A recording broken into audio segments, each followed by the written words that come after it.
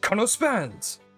What's up everyone, today I'm excited to share an updated guide for our favorite plunger boy, Xiao, but in all seriousness, Xiao is one of my favorite units of the game. Xiao is an Anemo DPS hypercarry that utilizes plunge attacks in his elemental burst to deal huge amounts of AoE Anemo damage. Because of this, you can get lots of value out of your Xiao by investing most of your resin resources into him, as the supports can be built fairly cheaply as their main focus is to heal, buff, or battery Xiao.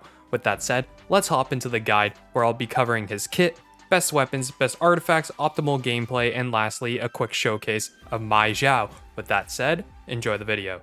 Diving into Xiao's kit, let's look at his abilities. As you already know, the majority of Xiao's damage comes from his plunge attacks when he's in his burst. His burst slowly drains HP while converting all your damage to Anemo and greatly increasing normal, charge, and plunging attack damage, 95.2% at talent level 10. Xiao's burst has a small downtime of 3 seconds, which can be used to swap to supporting characters to either heal, buff, or battery Xiao so that he can plunge right back into the action. Xiao's first passive talent increases the damage while in his burst the longer he stays in it. Xiao also has his elemental skill that has 2 charges at C0 and 3 charges at C1. His elemental skill is a quick dash that deals a quick burst of AoE Anemo damage and generates between 2 and 3 Anemo particles. It is important to know that you actually can't generate energy with this ability when Xiao is in his elemental burst state, so it's best to save these charges before he enters his burst state. Also, Xiao's second passive talent indicates that using his elemental skill in quick succession will increase the damage of the following skill. Now for Xiao's talent priority. For any Xiao who's C5 or lower, you want to focus on auto attacks, then his burst, then skill. The reason for this is because Xiao's burst greatly amplifies the damage of Xiao's auto attacks, which include plunging damage. A quick tidbit of information I wanted to point out is this plunge damage. This refers to the damage dealt by directly plunging onto an enemy, where the low and high plunge damage refers to the AoE damage dealt when Xiao hits the ground.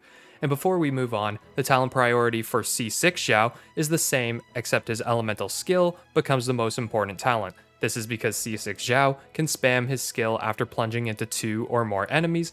More on that when we cover his constellations. When we look at Xiao's constellations, miHoYo makes it pretty easy to save our Primogems.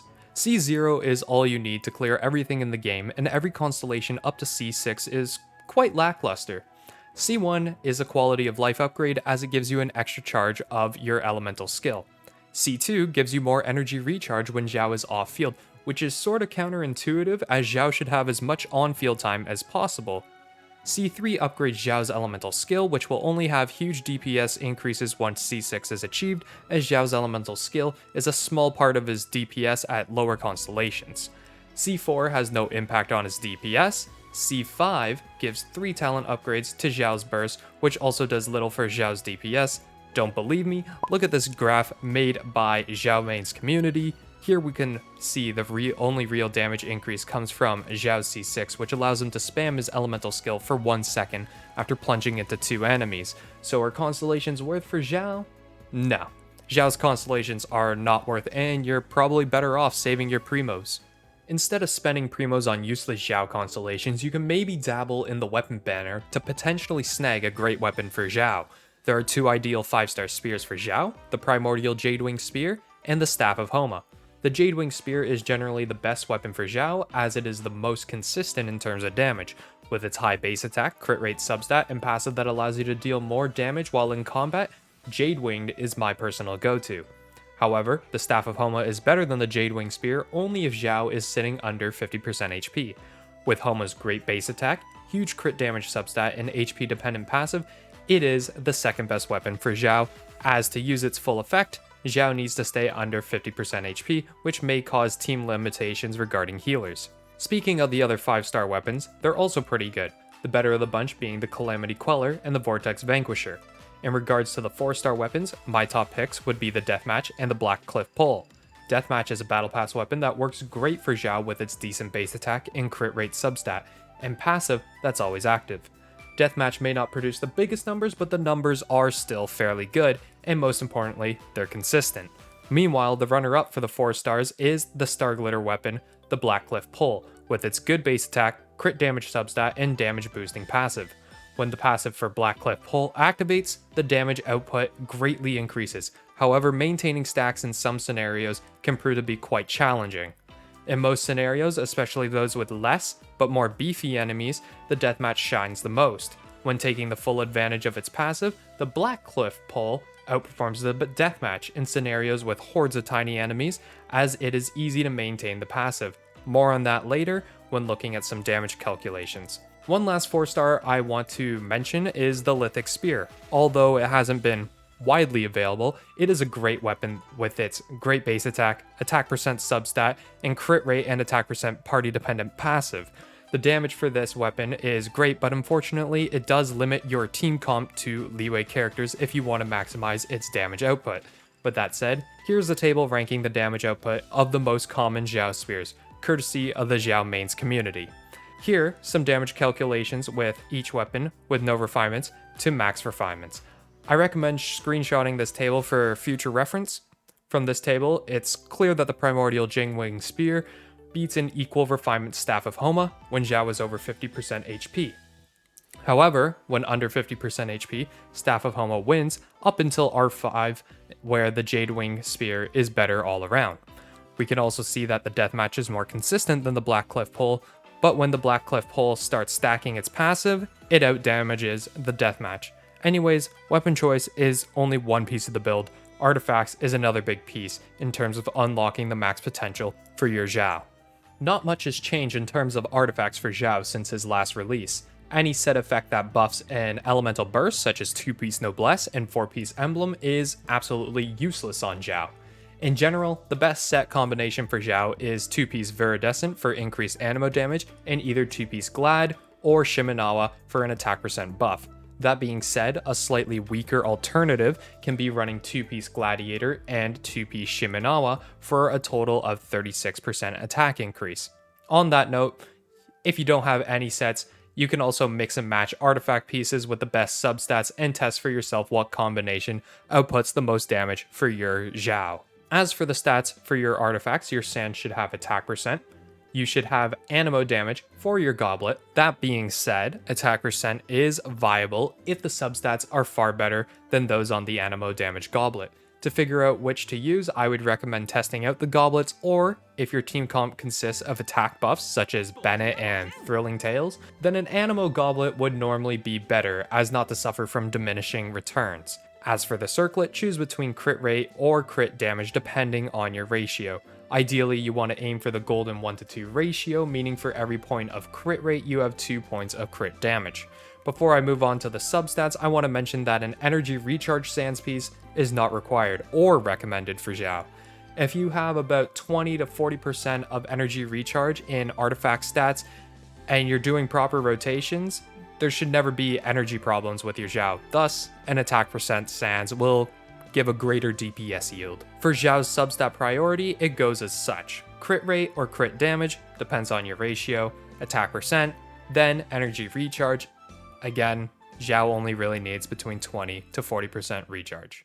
Moving on to the optimal way to play Xiao. To optimally play Xiao, there are a couple things you must know. How to manage / battery energy, proper attack strings, and lastly, plunge positioning. To manage or battery energy for Xiao, all you need to do is catch particles with Xiao. Because Xiao's burst animation is a bit on the longer side, he's able to take advantage of pre-funneling. He can pre-funnel by using his elemental skill twice, then directly going into his burst. The energy created by using his skill twice will help regain energy for his next burst.